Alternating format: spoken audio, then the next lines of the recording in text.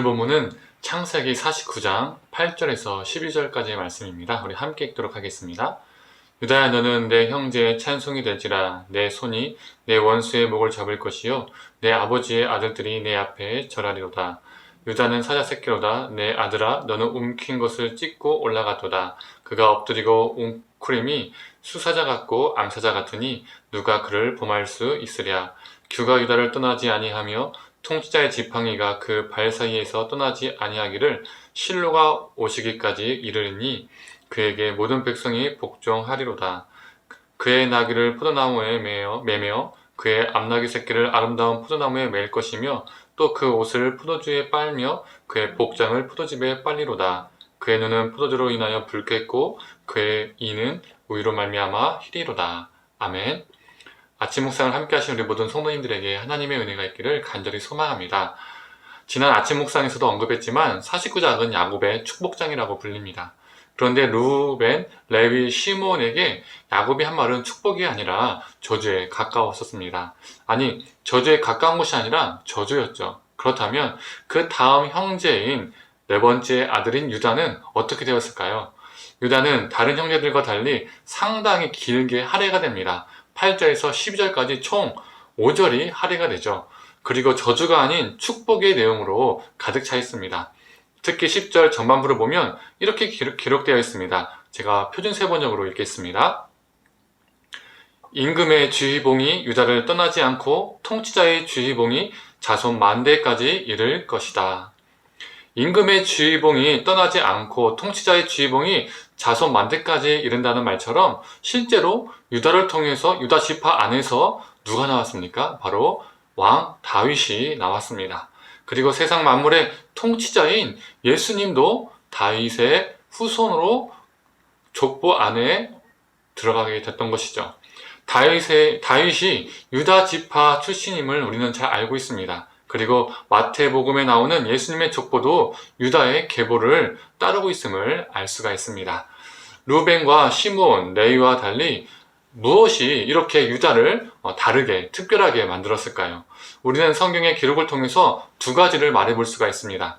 우리가 아침 묵상을 통해서 이전에 나눴던 두 가지 사건입니다. 첫 번째는 자신의 며느리 다말과 관련된 사건이죠. 자신의 첫째, 둘째 아들이 죽었죠. 형사 취수제도에 따라서 셋째 아들 셀라를 다말에게 주어서 대를 잇게 했어야 했는데 자신의 아들 셀라의 안위만을 생각했었습니다. 그리고 그녀를 친정에 보내게 되었습니다. 긴 시간이 흘렀지만 유다는 전혀 다말의 자신의 며느리의 인생을 생각하지 않았습니다. 그 당시 사회에서는 과부가 가장 극빈층, 약자층, 소외된 계층이었습니다. 유다는 그렇게 긴 시간 그녀를 내버려 두었던 것입니다. 그런 다말은 극단적인 행동을 취하게 되죠. 창녀로 분장해서 시아버지를 유다를 유혹하고 성적 관계를 맺습니다. 시간이 흘러 그녀가 임신했다는 소식이 유다의 귀에 들리게 되었고 유다는 극노하게 되었죠. 그리고 그녀를 죽이고자 했었습니다. 그런데 임신을 시킨 장본인이 자신임을 알게 되었을 때 유다는 이렇게 말합니다. 그는 나보다 옳도다. 예전 설교에서도 언급했었지만 오늘날의 관점에서는 이해가 안 갈 수 있습니다. 아무리 어려운 상황에 놓였다 할지라도 시아버지와 근친 상관했기 때문에 지금의 시각 속에서는, 우리의 상황 속에서는 이해하기 힘들죠. 그런데 유다의 말은 다말의 행동이 무조건 옳다, 그가 다 맞다라는 것을 말하는 것이 아닙니다. 그녀가 나보다 옳다라는 것은 다른 말로 하면 내가 그녀보다 옳지 못하다, 내가 그녀보다 악하다라는 것을 말하는 것입니다.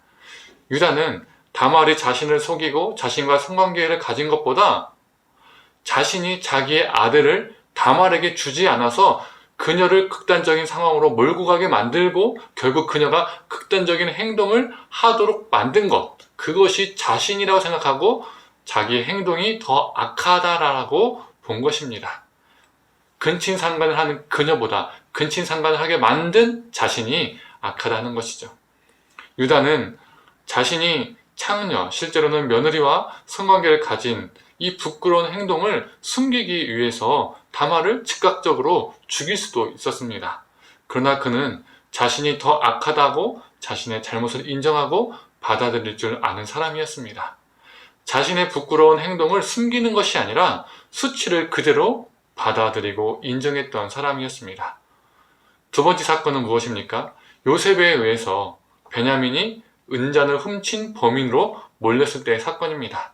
그때 유다는 자신들이 예전에 요셉을 버린 사건으로 인해서 하나님이 심판하시는 것으로 받아들입니다. 그리고 베냐민 대신에 자신을 종으로 삼아달라고 간청을 하죠.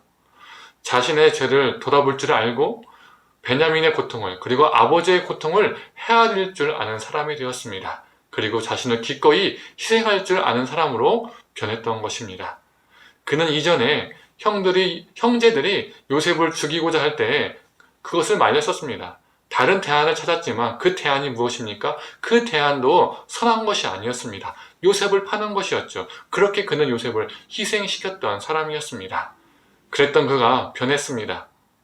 누군가의 잘못을 더 문책하고 정죄하는 자가 아닌 자신의 죄를 먼저 돌아보고 인정하는 자, 또한 자신의 죄를 뉘우치고 이제 누군가를 희생시키는 자가 아니라 자신을 희생하는 자가 된 것이죠. 그래서 하나님은 유다를 다윗의 조상으로 선택하셨고 예수님의 족보의 조상이 되게 하셨습니다. 이렇게 그는 축복을 받았습니다. 사랑하는 성도님들, 이 땅에서 복받은 인생은 어떤 인생일까요? 돈 많이 벌고 잘 살고 잘 먹고 남들이 부러워하는 것들을 가지며 사는 것일까요? 아니면 교회 공동체 안에서 인정받고 존경받으며 사는 것일까요? 아닐 겁니다.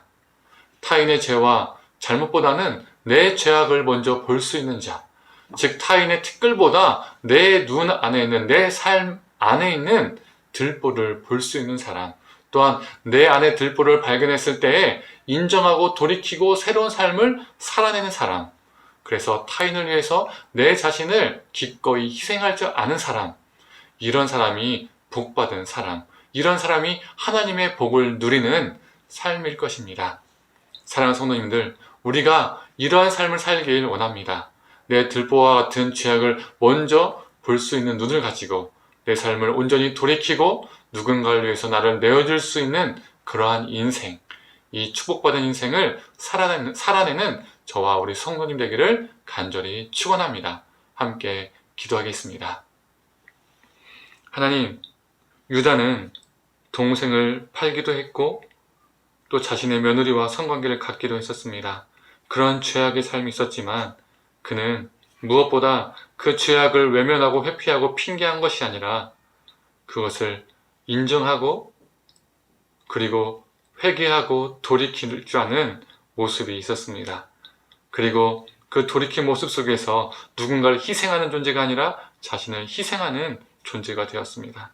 하나님, 다른 것이 복이 아니라 우리의 죄악을 발견하는 것이 복이고 그 죄악으로부터 돌이키는 것이 복이고 그리고 새로운 삶을 살아가는 것이 복임을 오늘 본문을 통해서 보게 됩니다.